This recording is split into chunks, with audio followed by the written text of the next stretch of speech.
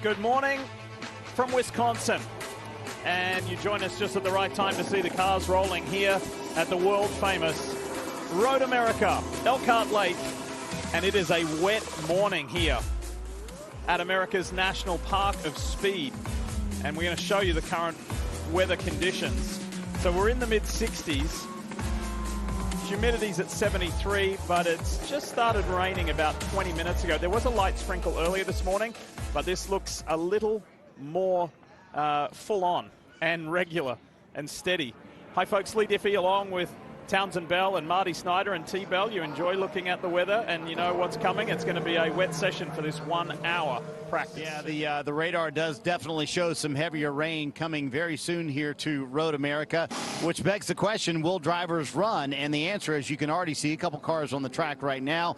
Yes, they will run. I asked Barry Wanzer a moment ago why he and Alex Palou would run, and he said, well, there is a chance the qualifying session could be wet later today, so we kind of need to get a feel for how the track is going to be in the wet conditions. So we want to know, and there's certainly different trim levels, Townsend, that you can affect on the car for a full wet setup or a partial wet setup. So they want to get a real feel for that today. So there will be genuine running in this session, trying to figure out exactly what they might have for qualifying later today. And now we hope it is not wet for the qualifying session later today, but we're about to find out. And the other interesting thing is, Townsend, remember this racetrack was paved just last year. Brand new pavement here at Road America, just 1 year old. So no team, and I checked with Colton Herta's team who did the tire test here, no team has run in the wet on this new pavement here at Road America. So there's actually a lot to learn here in this hour-long practice, even though it's going to be wet. Yeah, a lot of quick changes happening here. You see the air intakes getting taped up, the ducting on the top of the aero screen. Teams like Alex Palou's Chip Ganassi crew furiously working, presumably to soften up roll bar and spring rates, make damper adjustments, try to soften everything up in anticipation of much, much lower G loading, lateral and longitudinal, as Kyle Kirkwood comes back to pit lane, and we understand his investigation lap, reconnaissance lap here, might have had some issue down in maybe turn 5, that looks like. A little wide. Downhill.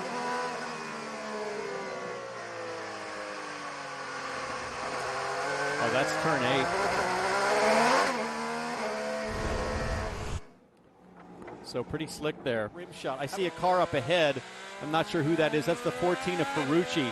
And he is being very aggressive with the rain line. It's a shorter distance when you drive the dry line, but it's slicker. So there's a trade-off there. Now he's up on Ferrucci. Let's see what Ferrucci does. See how wide he is? Let's go for a ride with Scotty Mack. Have a listen to the throttle application. Whoop.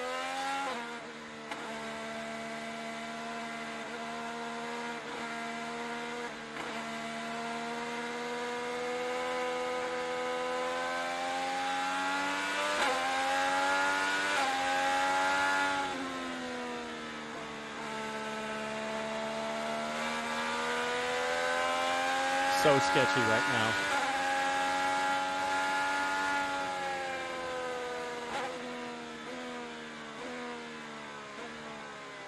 And the other argument you can make, and McLaughlin really just disproved my theory there with Ferrucci, is you go wherever the car in front has cleared the water out of the way. I just love how respectfully he's using the throttle.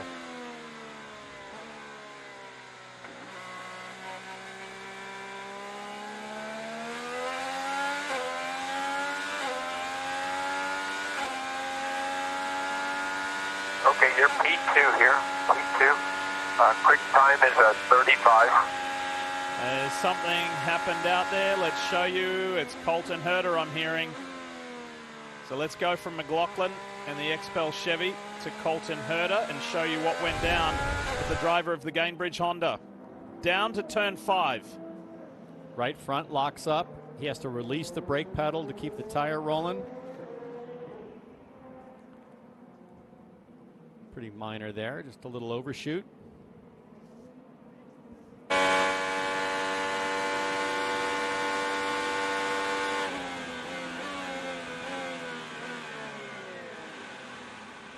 So that was Colton Herta. We left McLaughlin to show you that. Let's go back to McLaughlin because He's had a moment. Check this out.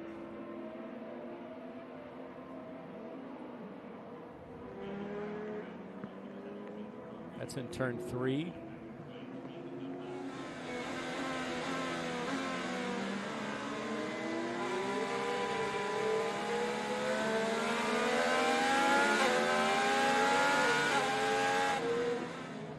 So lots happening everywhere in these really tricky conditions. Santino Ferrucci, who was 3rd quickest yesterday after the initial practice session of the weekend, he just runs a little long at turn 5. Santino got his right sides onto the paint in the brake zone, and the paint is not your friend in these conditions. These conditions, Diff, it kind of resets everything, and it's a great opportunity to show sort of raw ability to figure it out. Let's listen to a little radio from McLaughlin.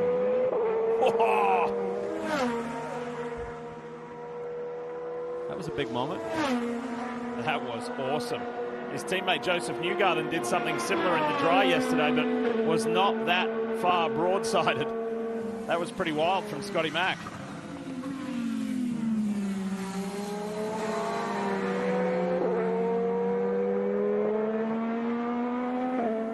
And he's got a lot of former competitors in the Australian Supercar Series doing the NASCAR Cup race at Sonoma this weekend, in Shane Van Gisbergen and Cam Waters and Will Brown. Wishing them all well in that, but this is what happened to Scott. Just talked about the paint and the wet. Not a great combo. Super slick, and McLaughlin certainly felt that on the left rear.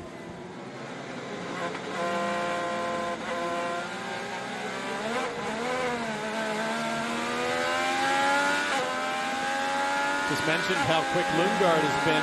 Colton Herta goes to P1, but Christian Lundgaard just got off down in Canada corner. Now Scott McLaughlin off at turn 5. So drivers really starting to stretch their legs. This is impressive that Lundgaard can reverse in the gravel trap. This is at Canada corner. Whoa.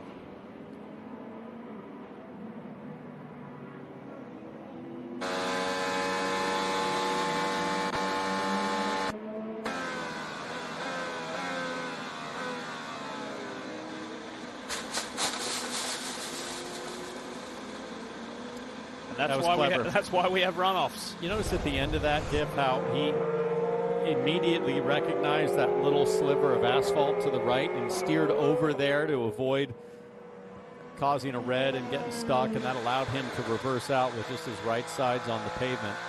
So there's a guaranteed 45 minutes in this 1 hour window, and still just under 35 of it left. It's been an eventful first 10 minutes.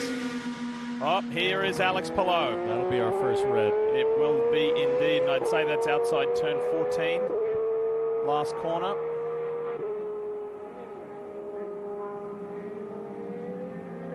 And Alex crashed here a year ago. In turn 14. In turn 14. I think that was in practice 1. He got that Oh yeah, I'll get to restart. massive hit.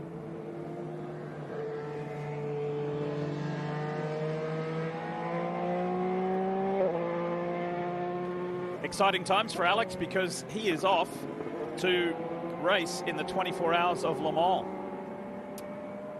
as part of Cadillac Racing's Chip Ganassi effort. This is what happened to the Spaniard out on the grass, and he's a passenger from here.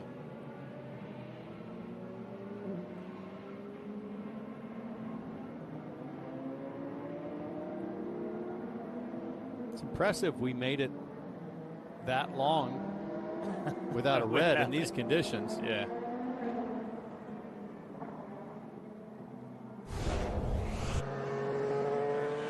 But let's just ride on board here and listen, because this guy's P1 right now in a wet session, and I'd love to just go for a lap.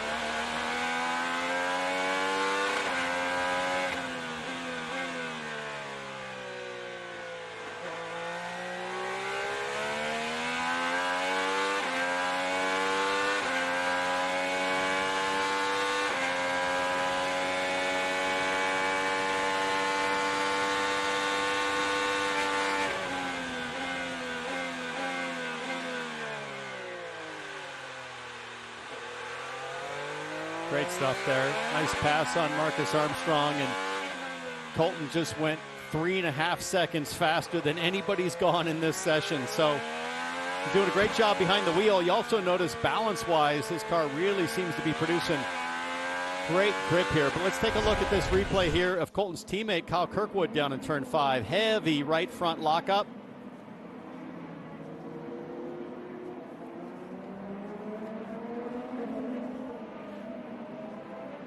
The rain is intensifying. Remember we showed you the radar earlier? Well, and there was a lot of thick stuff coming from the west. It is raining really quite hard here in Elkhart Lake, Wisconsin right now. That's what it looked like for Kyle. Just water skiing. Hey, you were the captain of your water skiing college team, huh? Indeed. You got some water ski references here for us, tough guy? Nothing better than a ski nautique with government exempt license plates on the trailer.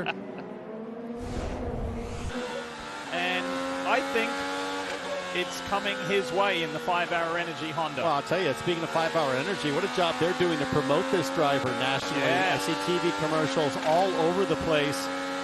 NBA playoffs, Marty, and everywhere you turn, the connection between this driver and what I thought was the racetrack has gone away there as Pietro locks the left front. Just as we go on board with the onboard curse. Copy, we see it. And the red is out. Second red of this Pull you session. back. Are you? First was for Alex Palou. Next one here for Pietro Fittipaldi. Marty, what you got? I was about to say, I've heard a few drivers say there's a bit of a rain line developing, which you kind of said would happen, Townsend, but it's raining harder, as Pietro Fittipaldi just showed you right there. And if we look at the radar, I mean, there's more rain coming as well, and that's the problem, Townsend. I've also heard a few drivers, Townsend mentioned, they're having trouble, and Pietro Fittipaldi was one of them, with their visors fogging up. So how do you combat that as a driver? And then also, Townsend, it's a random question for me, just kind of watching as a fan here. Aren't you getting soaked inside the car? Isn't that somewhat of a distraction to the driver, or does that not even enter your mind at all? The only time you really get soaked here is coming to the stop like this. I think at speed or even at 50 miles an hour down pit lane, you get a bit of a, almost like an air bubble protection with the air moving over the top of the aero screen. But for Pietro Fittipaldi and the fogging visor, I'm surprised. Typically, you would run a dual lens visor for these conditions. So Fittipaldi's already off up ahead. This is Alexander Rossi. Yeah, Rossi locking the front just as the AMR safety truck was pulling out into view. And the red light was on at that point. And that's a scary situation. In IndyCar, into a 9,000 pound safety vehicle is not a match made in heaven, because in this amount of precipitation we would never be running back in the day. We would run and then there'd be some massive wreck and then they'd shut the session down because of the amount of water crossing the circuit. So pretty awesome to see all of the civil engineering pay off. Well, there's Colton Herta down at turn 5, quick flick spin and gets going, and look at the volume of water coming off those rear tires just ahead of Joseph Newgarden there. Just to further that point, but not talking about the... A lot of hydroplaning on streets now, too. That's I Joseph. think we would race in this anyway. Joseph Newgarden saying, we're hydroplaning, Marty. Yeah, that was Newgarden saying, I'm wondering if it's worth it because we're hydroplaning like I was on a street. And actually right before he spun, Rob Edwards warned Colton Herta, this is the hardest the rain has been all day long. So at what point, Townsend, do you learn what you need to learn, and at what point is it sort of diminishing returns to have the car out on the track? Well, if I'm Rob Edwards and Colton Herta, I park Colton. He's got a feel for what the racetrack's going to be like. There's nothing about running right now in this amount of water that's going to change that, because if they look at the weather forecast, it should start to dissipate later. I don't think it'll be dry, but I think you put more at risk than you gain at this point. You're going to see this from Newgarden. That is so sketchy through Colton the just came on the radio and said, this is ridiculous. So I need to come in. So this is ridiculous. It's his driver's decision, and it should be the driver's decision. The team... More throttle down the straightaway wrecking. That looks like a boat. Oh, we got it. Yep, good slap. Looks like a boat with a wake. This is what happened to Colton, turn 5. There is a bit of a stream going across there on entry, isn't there? And if you noticed on Newgarden's car, and I think on Colton's car, you can see those strakes mounted on top of the tub that help push the water away from the aero screen for visibility as we ride on board here.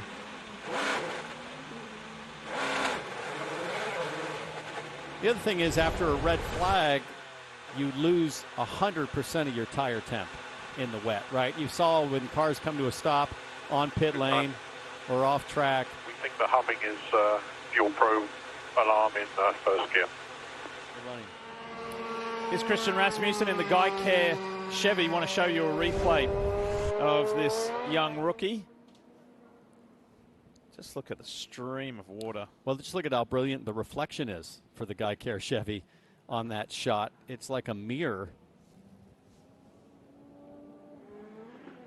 And that is deep. Had a good chat. Kevin Lee and I had a great chat to this really talented young fellow yesterday, and we focused on the Indianapolis 500. And you know, he in the month of May, there were more than one or two moments where he displayed his bravery and passed where you veterans would say, don't pass there, and he kind of went for it. And I said, in the end, you finished 12th, but you ran at the front, and you're a winner in every stage of the road to Indy. What was it like running at the front in Indy with the big boys? And he said, I finally felt like I was there. Like I felt confident, I belonged. And he said, I thought that was a really important moment for me. And he said, you know, when you're used to winning in every other category that you've done, he said, I finally felt like, you know, that was me, you know, racing. And I didn't feel out of my depth, and I really enjoyed it. As we understand, there's going to be a penalty issued here for Alexander Rossi for entering. Failure to yield to safety. That's the explanation provided by race control for that moment. It'll be a 5-minute penalty. Yeah, that's a good penalty. It's a red flag condition. You've got safety vehicles coming on the track. Rossi probably didn't know exactly what the situation was, but you've got to lay out. You got to respect that. Hey, if Rossi had locked up there, he could have easily slid into the crash zone and come into contact with either the car that was stalled or the safety vehicle, and you just can't have that. There is Palou Award heads into turn 5, and Kyle Kirkwood is off somewhere. That's that looks like turn 14 at the inside. So he lost the back and then crossed. And if you look at the tire tracks, the evidence suggests that the paint, the wet paint, might be the culprit. Might have been similar to Scotty Max, what Scott McLaughlin did earlier, but Kyle was unable to save it and continue. And that's brought us to now our 3rd red flag of this session. So the clock stops, 6:33 left. So I might be belaboring the point too much, but why not? If you look at Kyle Kirkwood on the timing, where is he right now? Down in 22nd. Here we go. Look. See that left rear gets onto the paint. You want him to go in and throw a fresh set on. If you were there, you want to put new wets on. I was just like, he's only done 3 laps. Right. Colton Herta has done 7 laps. And this is the problem, is you sit there, you look at the data, you say, well, Colton did a 2:07, and Kirkwood's done a 2:11 was the last time, but I don't think it counts maybe because of the red. So he was pushing quite a bit harder to try to match his teammate, but it still would have been 4 seconds off Colton Herta's time. And we talked about fogging earlier with Pietro Fittipaldi. Well, another way to deal with that is to simply just put up the visor. There you go. Scott Dixon shows us exactly that. Man who leads this NTT IndyCar Series Championship.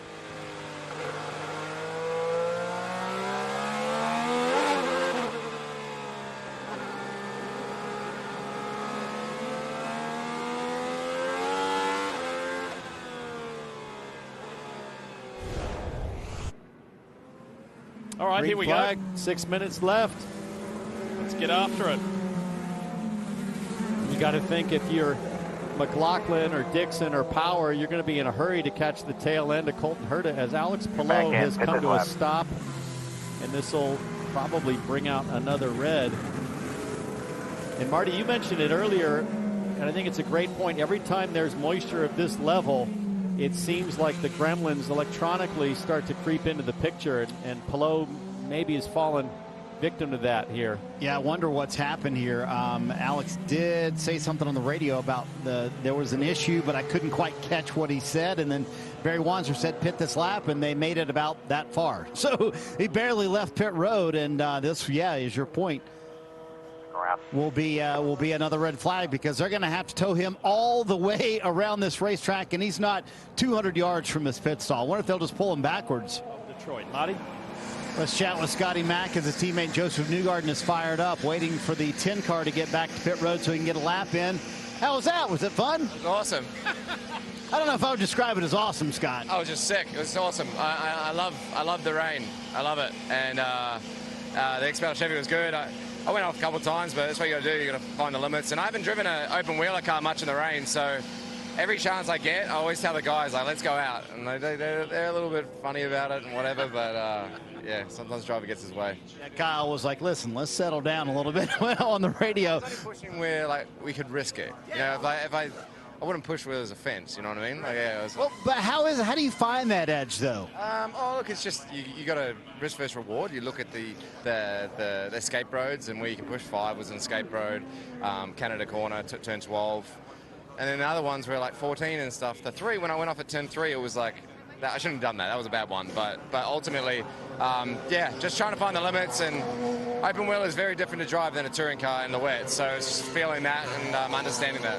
As the green comes out, a couple cars going out with a few seconds left here. So what did you learn that might help you for qualifying later? Because it seemed like the conditions you just went out in could be very much what it's going to be like in qualifying. Yeah, it's zero help for qualifying unless there's a downpour. But you know, one day it might rain during a race or something like that, and I'm ready.